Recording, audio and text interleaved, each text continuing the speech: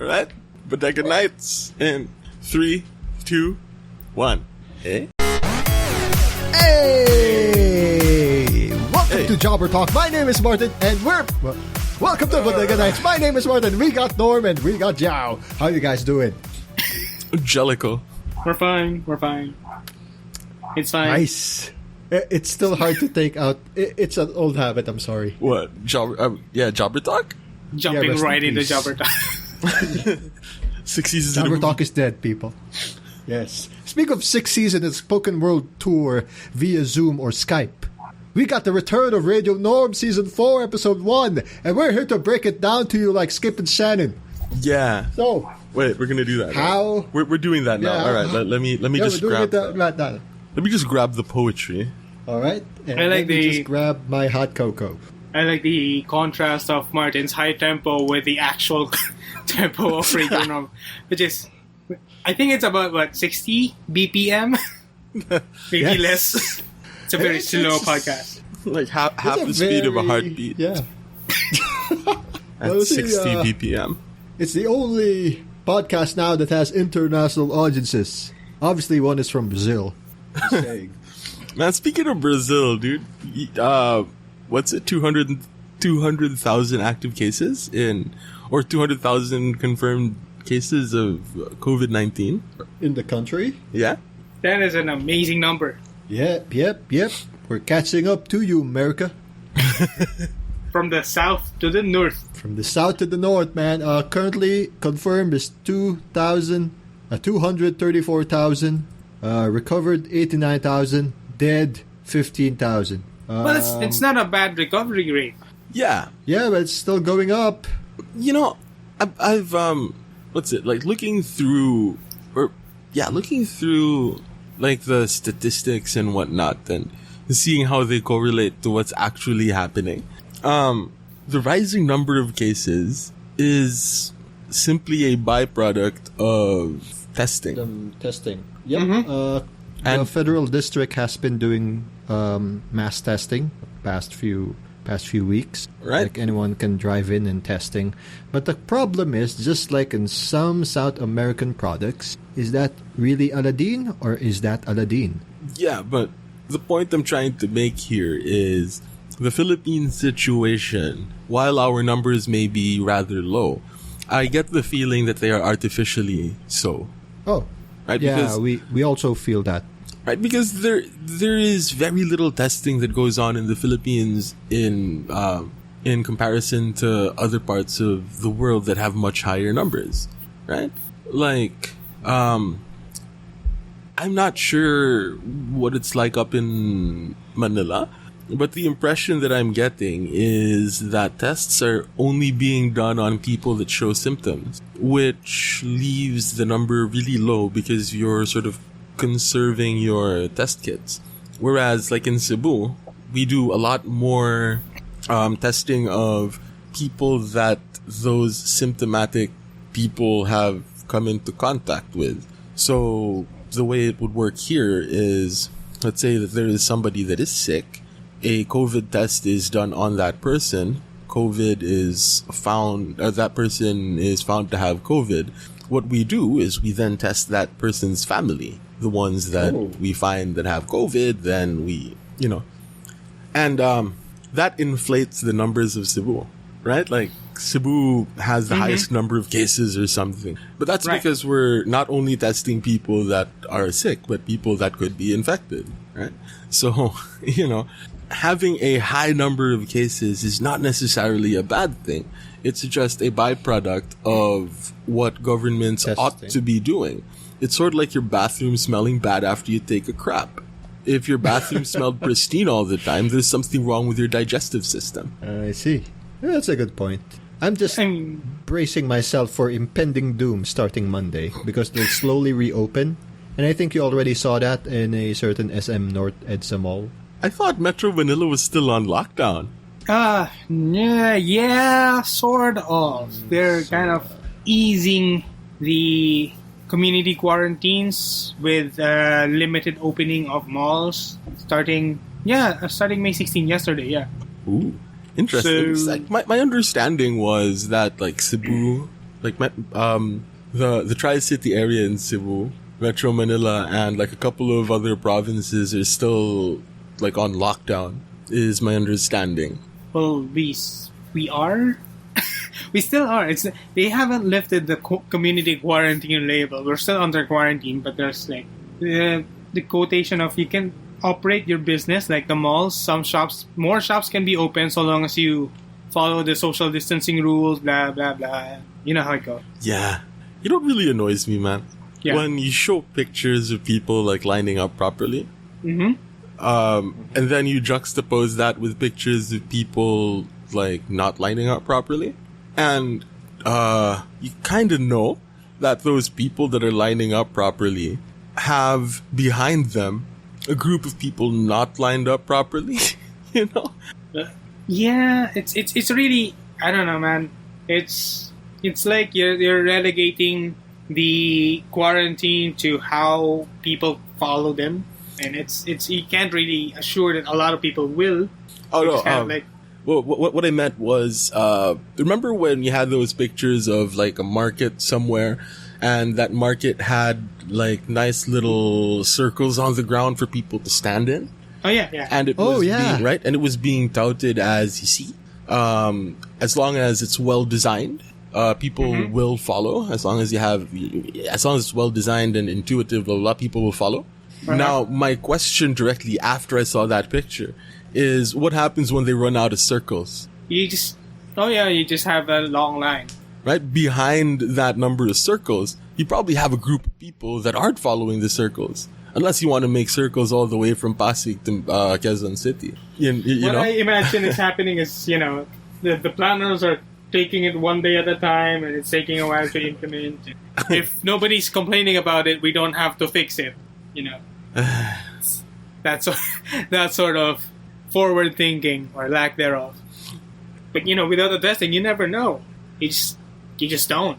My point exactly.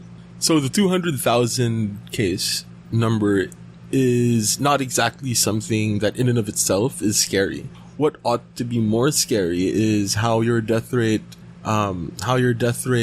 compares against your number of confirmed your number of cases, right? Yeah, it should be that. The number of cases only reflects how bad the situation is and how badly infected the city is. But you know how it is. There is no COVID in Basing Say. Not only how bad the infection is, but it also measures how much you've been tested. Which is a grand total of 0. Right? 0.1%.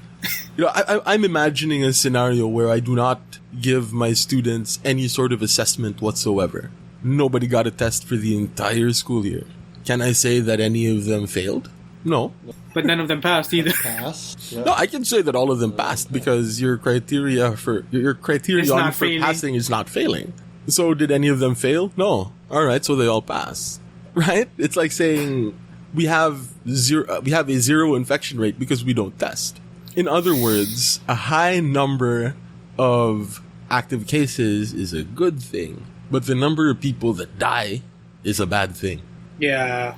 If I understand, I read somewhere, I don't know. I read on Twitter, somebody commenting about how the employers are allowed to do the 50% operations to activate 50% of employees, provided maybe one of the requirements is that the employees get tested, and that's how the government is offloading the testing requirements onto the corporate sector. Private sector. Yeah, that's pretty cool, actually. Like, all right, yeah, that's one way to do it. Man, but where's all the money? Reputable media. The money is being given to government handouts. Taxation is theft. You know what would be really cool? Yeah. If the government took all of the money and used it to purchase test kits. That would have been amazing. Wait, but isn't there something that talks about that they have been given the green light a few months back, way back in March, that DBM back and certain outlets of the government have given government departments the go signal to do get PPEs. Yes. And that they can pay 40% initial upfront to get said PPEs. Yes. And we have been getting not to defend these guys, okay, not to defend, not that I have an affiliation to government, by the way, not to defend again, but they have been getting donations as well as purchasing PPEs, but here's the problem, have they been properly utilizing all of them? Probably not. I don't say yes, I don't say no. There is no transparency that we can account them for, right? So we just know that there are amounts of money, there are budgets that have been allotted supposedly for this purpose. There's also, aside from the COVID response budget, I think they're beefing it up because there was a DBM circular that happened around late April that did say 45% of the GAA or the General Appropriations Act of 2020 on all government departments have been slashed by 45%. So they only have 55% of their own budget now. So those 45 might be redirected towards the COVID response. That's how it's. Well, we look forward to seeing it. Same here, because that's a lot of 45%. Some people are going to miss this year. That's a lot of money. Going to miss a lot. Yeah, that's a lot of cash. So I assume DBM has it now, and they can reroute it, and they can actually, hopefully, nothing from a dubious source. To be determined. To be determined. The test kits that we have in Cebu are, from. What's the name of that? There's that Korean company that developed rapid test kits. A lot of the tests that the city government of Cebu are using, I think, are those test kits. I can't remember the name of the company. But then there are problems with the antibody test, but that's like something for more qualified people to talk about. Yeah. I mean, it's not our expertise, but I hear that it's just really... What was that? It's an antibody test kit, so it just knows that whether or not your body has been fighting COVID, supposedly. What? That's the antibody test kit. The gist of the idea is to find out if if you have been infected. Doesn't mean you're currently infected. Yeah. So, it's one of those limitations. And all of this has been like a long segue to Martin wanting to talk about the Radio Norm episode. Yep. I thought Martin wanted to talk about how like the federal district of Brasilia is kind of screwed. That is true. By the impending opening. Yeah, well, it has been signed. Here's how it goes. But it's kind of a cool thing they're trying to do. You're going to hear Martin speak Portuguese. So starting in 18th of Mayo, nos primeros 15 días, actividades comerciais antacitidas representais comerciais de vergais. I have no idea what it means. I'm just going to assume that is something about activities of commercial. Yes, actividades de servicios informação and comunicação. So basically, I think all the telephone line, like a Globe or a Smart here, which is going to be a Vivo or a Claro, their offices are now open for people to go. So I can go to Brasilia shopping now. Yay! And bother them. Actividades profissionais, clientes técnicas. So basically, all the law firms are open by Monday. Actividades administrativas, agencias vigaem, fornimento gestão recursos humanos. I have no idea what that means, but it sounds weird. I was about to ask, like, how long did it take Martin to learn the language, and apparently he hasn't yet. Yes. After the 18th, 15 days later, so like that's half a month or nearing June, shopping centers are open. What are open? Yay! Malls are open. All right, shop. Oh. Yeah, so I can finally buy maybe a PS4 CD. I thought you. I thought you like went to like a supermarket or something, or it looked like a mall sort of thing on like your Facebook page. You bought like a rice cooker or something. Oh no, that's not a rice cooker. I'm. That's a how do you call that? That's been open because it's technically a shopping place, like a grocery. That's a huge ass grocery. That's what they call it. Imagine SNR. That's the SNR. Okay. That's why it's still open. Because it's a necessity thing. So imagine that, but more specialty shops that do sell more air fryers or that do sell more mops or vacuums. Right? So you have an air fryer? Wait. You have an air fryer? No, I don't. No, I don't, because I have a very small apartment. So I don't want it to heat up my small apartment because of... He has a nice, quaint room. Yes, a nice, quaint room. By the way, where was I? I'm sorry. How's your neighbor? I'm gonna get to that later. Anyway, so after 30 days, restaurants are now open. And after 45 days, you're gonna love this. Cinemas are open, gyms are open, libraries are open, parks are open. It's always open. Religious places like churches or mosques are now open as well. And cults, they actually say cults, cultos. Live fairs are open, and education and administration stuff are open. So basically, in 45 days from Monday, there will be schools. So that said, that would be, I think, the first week of July. So we've determined that most countries can only shut down from somewhere between 70 to 90 days before they have to be forced to reopen because of bankruptcy. Economy reasons. Yeah, and bankruptcies. It's legit everywhere, obviously. But I am looking forward in the next 30 days to finally go to a mall and to actually... Wait, no, I don't want to go to a mall. I'm kind of scared eating at that food. It's like everybody is... It's like we're all like realizing that Sweden kind of had the right idea. Which was? Not do nothing. Keep going, keep working. Yeah. And simply encourage... Encourage social distancing, but like schools remained open and all of that stuff. If I had the population density of Sweden, I would too. I mean, there's a lot of space. Yeah, and well, the healthcare system is also supposedly pretty good. So I don't know. The theory was just pass the virus around. Oh, they're going for the herd immunity thing. Yeah. All of this herd immunity as a strategy thing was Sweden's big experiment. But like as I understood it, the idea of quote flattening the curve had nothing to do with stopping the eventual spread of the virus, but to slow down the spread of the virus while a society was able to beef up its capacity. Yes. Well, there's a lot of reasons for it. One of them was to avoid overloading the healthcare centers. Yeah. One of the primary reasons, yeah. So, because like at the end of the day, right? As I understand it, the theory is flattening the curve doesn't minimize the number of deaths. It just spreads the number of deaths out over time, over a longer period of time.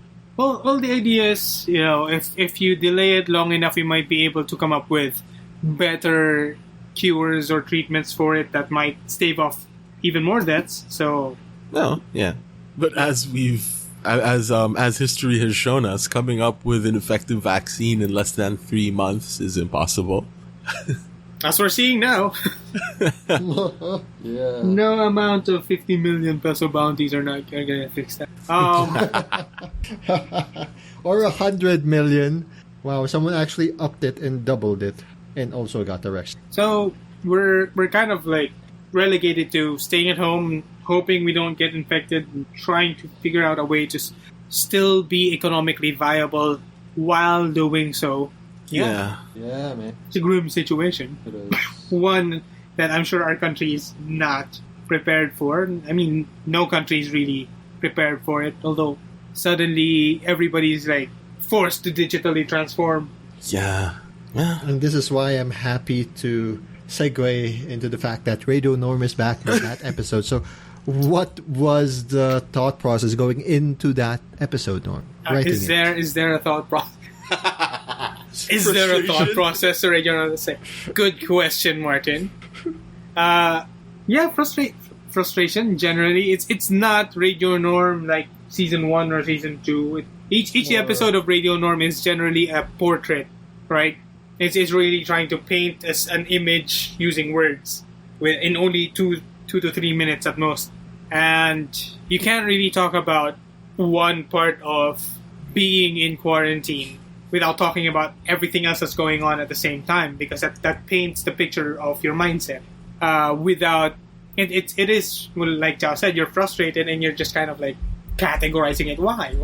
And you're just kind of listing it down into different number of reasons. And like I mentioned before in our chat, I was thinking about maybe breaking it down into different sections because Ooh. each line is could be expanded upon later on. But as compressed as it is, it's fine. It has impact, yeah. And looking at the text of this latest episode of Radio Norm and thinking back to the Bodega Nights episodes since our dark and gritty Martin is in Brazil reboot, it feels like this particular Radio Norm episode is sort of like, do you all remember the character of Michael Peña in Ant-Man? Yeah. Right? That's what you had in mind. Yeah. Like, And she was like, damn! like all of Ant-Man condensed into like one, little 3-minute monologue from Michael Peña's character. It feels like all of the stuff that we're talking about in Bodega Nights about the pandemic and everything has been like sort of distilled into this. Like, our work from home stuff, the God. days blend That's together in, being really hot and stuff. We touched on, but we didn't release some of the more, how do we put this? How do I put this? Heated. Some of the more controversial, topics, Yeah. right? That's what I find really cool Joao. about it, man. You're like the Michael Peña of the Channel 14 cinematic universe. Hit the bullet points, man. Anyone there? One was, when I started this, I was thinking about that Alec Baldwin movie, The Shadow. Team America? No, Sorry. Eric he had Ball? Alec Baldwin. he had that. He had that superhero movie, the comic book movie, The Shadow, in the 1990s. That was where I started in Radio Norm. All right. Wait, I got a text from Martin. Apparently, he can't hear us. Oh, all right. Oh, hell no! Hello. Why can't he hear us? Trying to Yeah. get in and out of Hangouts again. Oh, man. All right, but don't stop recording. All right. Oh, man. Oh, mother. So now Guys, I'm we're sorry. trying to I go got back cut off. onto the Hangouts call Got? with Martin. Can you hear us now, Martin? Yeah. It's my There internet. we I got cut off while Joao was midway. I kept the recording on, so just... Yeah, I'm still at the 31-minute mark right now. We kept recording too. You stopped recording, Martin? Guys? Martin? Oh, thank God. Did you stop recording? No, I did not. All right. I did not. Yeah. Okay, so if this happens, God can we I just did kind not. of end the Hangout call and just go back in? Yeah. Yeah. So we were Oh, talking man. about how Radio Norm is sort of like the Michael Peña of the Channel 14 cinematic universe. I saw that part, but you got cut off midway when my internet got cut off. I forget this is also third world internet here. Oh yeah. We're back, baby. It's a new podcast. Speaking of Radio Norm, New podcast, one of same my problems. friends, one of my friends actually listened to it last night. Ren, he likes it. He actually quoted something there. Yeah. I'm trying to get it. It's quite quotable. I miss coffee shops. Accurate. I mean, we're never going to be able to have coffee shops in a normal way again. Yeah. My favorite line from that episode, from that piece. Let's call it a piece. My favorite line from that piece was Peace. what a time to be alive. Days of bullets and fatigues amidst whatever it was. Like, Antibodies and pathogens. yeah, antibodies and pathogens, because that sort of encapsulates How we're sort of reacting to it. yeah, how both the response of the government and how people characterize the government's response. Mm-hmm. Right? It's quite interesting like that. Yeah. Oh, another part of that thing, is it a Monday or a Saturday? It reminds me of that Bodega Nights episode where we had Miko on when we were talking about the before days, when we knew it was Monday or a Tuesday. But now it's sun up, sun down, God up. Yeah. So, although I'm really not looking forward to work. What is this work? Work from home, or you gotta really literally go to your Physically school? go to the office. It's Really? work from home. It is I'm going to be working from home. Well, from experience on Bodega Nights, trying to organize anything beyond 4 people is already It's a gonna nightmare. be hard for logistic. Joao to edit 5 people or more. Yeah, Yes. the way that we're finding that works is you have one person designated to shut everybody up, right? There is one person that is deputized to making sure that everybody's mics are muted, and you make that known, right? Everybody, please mute your mics, and then when people come in without having their mics muted because they either weren't listening to the instruction or they're old and don't know how to do it, you have one guy that's just in charge of muting and unmuting the microphone as necessary. You know what? I got to thinking who is actually adapted to this kind of lifestyle? It sounds like we're working in clusters and cells. Okay. What does it mean? Stuff the NSA is looking for. Oh! It's the most effective. You're working in groups of 5 clusters for this one big organization just to logistically piece together work. In the unreleased episode, I'm pretty sure, we don't want to do that. Oh, yeah.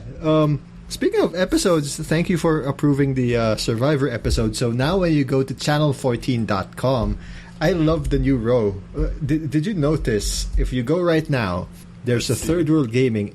In between, there is a Radio Norm. And beside that is Bodega Nights.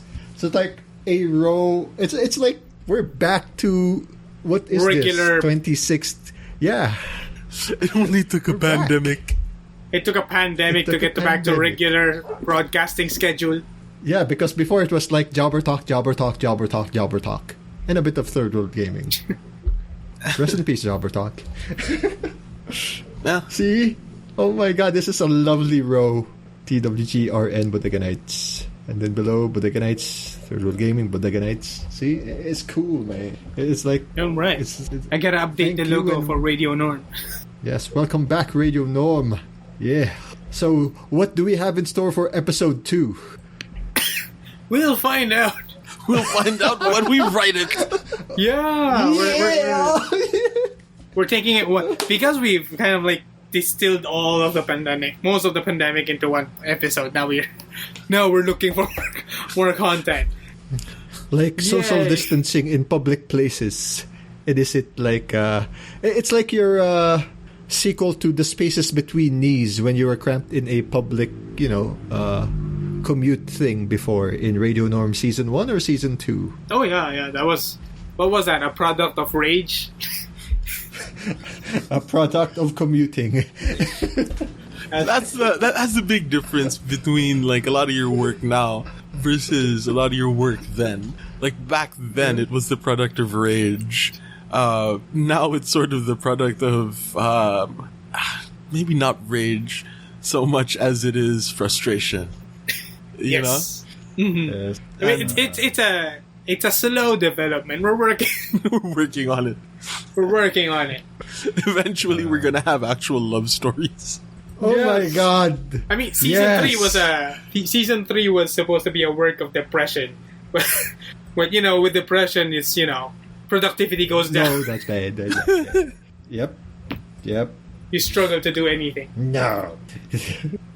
It's still there. We might revive it, but we're focusing on season 4. I don't know what the theme is yet, but we'll see. Bargaining. The next step, bargaining. Right? If we're going by the Kubler-Ross grief cycle, season 1 was denial, season 2 was anger, season 3, which wasn't there, was depression because it's depression, right? We were so depressed we didn't release the season, and now season 4 is bargaining. Yay! Bargaining. And eventually Yay. we end with acceptance. I am who I am. This is Radio Norm. Can't really do anything about it. Oh man. Oh god. That's a nice comparison. I don't know. Because if we're looking for a theme to go for, something that sort of makes sense is bargaining. Now I gotta check with a therapist. Like, what the hell am I grieving? Grieving starting a podcast. The best damn podcast that no one knows. Yes. And they will find out soon. Because Radio Norm is like the Sheer antithesis. annoying link back. It is the antithesis of what a podcast should be. You know, effective podcasts are, information, and this Radio Norm is really just entertainment. So season 5 should be a podcast episode. With laugh tracks like, oh! That's annoying laugh track. Season 5 should just be like a straight up podcast episode. Dude, we could do like a true crime sort of thing or whatever. But like, if we're talking about Radio Norm as going through the grief cycle, what is it that we're trying to accept? Radio Norm as a podcast. Oh, right? Oh my God! I wanted to transition it to what was it? I wanted to transition it to. You're familiar with what's that? Vale? Serial? Night Vale. There we go. It's a fictional podcast. Night Vale. Oh, Night Vale, man. Night Vale is pretty cool. Okay. A couple of my students listen to it. So basically, the evolution of Radio Norm from just 3 minutes to Night Vale. It's still gonna be like 3 minutes, but it's like Night Vale is a different story, different town, different characters. Radio Norm is just this one guy in this fictional universe. One guy or that guy? Right. And it's just, oh, sorry. Go ahead. All right, go.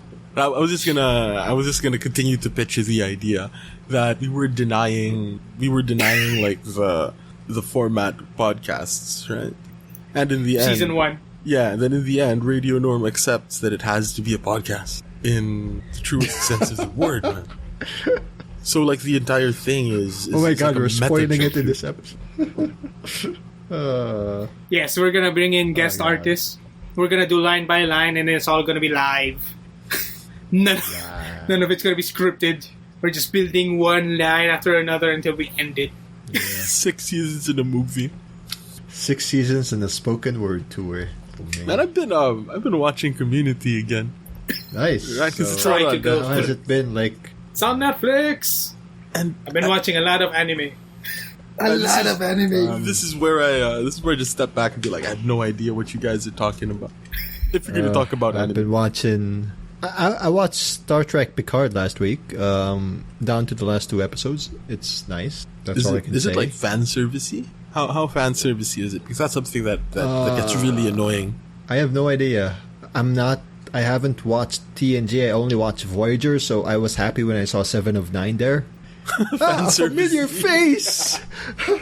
But what I like about it reminds me of how, wow, Riker's so old and fat now. Wow, look at Picard, he's so old. And you watched the movie Logan? Yeah. Sometimes I don't know if it's Picard or if it's freaking Professor X, because it feels like he's the Logan in this series, and he's also Professor X at the same time, because there's this lost girl that he has to to guide and then you rescue never know, Martin. from certain danger. You just never know. Yeah, it's damn. But I like it. It's cool. I don't have any problems. Then again, I only fully watched Voyager because of the Hallmark Channel. I didn't get to touch any TNG except the movie of First Contact. Huh. And since there's a Borg factor in the season, I kind of understood the whole Borg situation that Picard's grappling in his psyche, because he has been assimilated in the Next Generation, if you remember. So you didn't watch the original series? By original you mean Kirk or Picard? The original series. Just a handful of TNG, because I was so young I don't get it. I saw Star Trek with Captain Kirk on Star World, but again, it flew right through me. I just like seeing them in space. Right. I mean, like, I was like 6 years old. Right, because so much of so much of like the meme-worthy stuff from Star Trek that entered into the pop culture comes from the original series, right? Like Liam Shatner, TNG. freaking George Takei, and like Oh no, I Leonard saw that Nimoy. when I was a kid. Yeah, that's the original series. Okay, because I was asking, wait, original series you mean Kirk or Picard? So you're Kirk. the Kirk seasons you mean? Oh, there we go. Okay, yeah. I saw that. Next Generation, Okay, not that's- so. Not so. All right. I saw the movies with Kirk and then Generations and then First Contact. Ironically, I didn't watch the movie that I needed to watch before watching Picard because it follows up the story of Data dying in Nemesis, the movie I never watched. I don't know why I didn't. All right. It didn't have a good run in the Philippines. It had a very limited run. I didn't have the time to watch it. I'm think not a that's why. Star Trek guy. Me neither, but it was kind of nice. Like, I like Star Trek, but I'm not a Trekkie by trade. I'm more of a By casual. trade. Wait, I'm a filthy who casual. is a Trekkie by trade? Not me. So maybe... Yeah. Wait, is AG a Trekkie or Star... No, he's more of Star Wars. He's a Battlestar Galactica But he has guy. watched TNG. He's a He has turncoat. watched season... He has watched season 1. Didn't he mention that to us before? Yeah, I mean, like AG is man, I remember having a conversation with AG about it, about how more and more he's starting to appreciate Star Trek. Yeah. Right? Like, For what merits? well, he was blinded by Star Wars or something, right? Like that sort of false dichotomy. You have to be a Star Wars guy or a Star Trek guy, right? Why not both? I like both. Well, the new sequel. I like both. I really like Voyager. Like, I'm not ashamed to admit it. Yes. Me too. Like, Voyager at was first, pretty good. At first, I thought, who's this Janeway? Why does she look like Mrs. Krabappel? Oh, she's kind of cool. She's like a badass, badass lady who has this starship and takes ass and kicks ass and takes names. I was about to say takes ass and kick names. And yeah, her 7 of 9. That pervy guy there. I think Paris, whatever. Yeah, It's that was nice. the first pug that my family ever owned, we called Neelix. Because Wait, isn't that from? that's from Voyager. Neelix was the Yeah. morale officer of the Starship Voyager. That's familiar. Yeah, because we figured that since the whole family was really into Star Trek, we figured that having a dog around would serve to raise the morale of everybody in the household, and so we called the dog Neelix after the morale officer of Voyager. Oh god. Oh. Yeah. Anyway, Oh yeah. Now I remember Neelix. I also remember Ensign Kim. There's Sulu. sort of looking back on it, we probably should have like named the dog something like more Klingon related, because you know how pugs have really scrunchy faces Worf. and stuff. Yeah, something more Klingon related. It's I don't not like know. you wanted to call her like Belana Torres. There's also quarter Klingon or something, I think. I don't know. I can't understand the swords. The Klingon battle swords. Well, What was they- that? That did weird they have crescent. sword? Oh no, Sulu had. Yeah. And then they have this battle theme. It's supposed to cut you in 7 different ways or something. Yes. But yeah. Oh my god. Yeah, there's another Voyager character there, but he's a very minor character, and let's just say that minor character becomes a red shirt. That's all I could. Memes about. You see that thing about people that planned to go out after the lockdown, and all of them were like in red shirts. Yeah. You see, there's not gonna be a second wave after people start going out after the lockdown. We don't know who's infected. Uh, I need a haircut. Oh yeah, I'm gonna have a haircut when I wake up later, but I do it myself. I'm kinda happy about that. Yeah, man, like you and Bach, and you guys are the winners in this time of lockdown. Ahead of the curve. Yeah, man, like me and my the curve. my lush head of hair. Useless. Oh well. I do miss having hair, but it's Yeah. hard, man. It's hard. Dude, Very I hard. can't wait though. Like for the next, I don't know, whenever barbershops don't open. It's like the last time I've been able to tie my hair back was in college. And I'm looking forward to being able to do that once again. You have a legit reason now. Yeah. I am Yes. not going to get my hair cut for fear of getting infected. Right back in the day it was rebellion. Now it's like It's the like norm. safety reasons, Yeah. health reasons. Now it's something that's going to be socially acceptable. Oh yeah, Like, you have long hair. I know. I'm helping to flatten the curve. we're gonna be Flatten the curve. so long when we finally actually see each other physically again. It's gonna be like comparison, like, oh, how do you look like before the pandemic versus Like, I'm imagining like the principal coming in during one of my online classes. Your hair isn't presentable because it's like really long and not in line with the school's like haircut policy. I'm trying to be a good example to the children now. You know? school Oh, sent man. you a pair of clippers. Here. Like, Have it. I wouldn't it. I wouldn't mind. Like free stuff, cool. Actually, yeah, free stuff. And dude, razor blades here are, clippers aren't that cheap. They're expensive. I'm glad I brought it with me, I can say. Sort of like Val. Dude, Val from the class record. Genius. Right before the entire stock market crashed, he pulled all of his money out of stocks. Whoa. and then put it back in. after did he it put crashed. it back in? Freaking legendary, dude.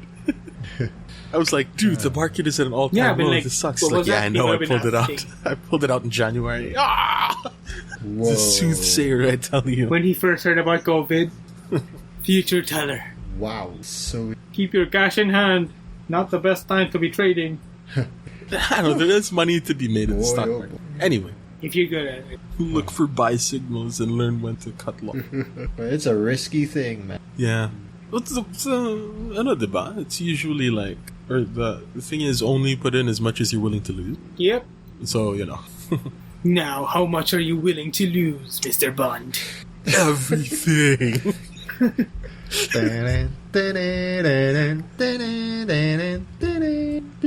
So, Martin, how's your neighbor?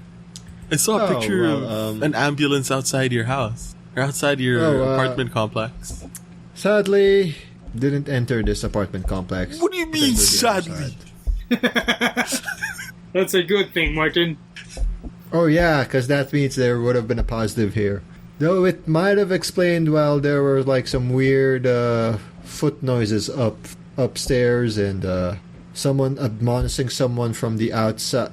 Someone outside admonishing someone about fumar or cigarette smoking. So I guess that dick was like smoking again. So yeah. Hey bitch, quit smoking. Okay.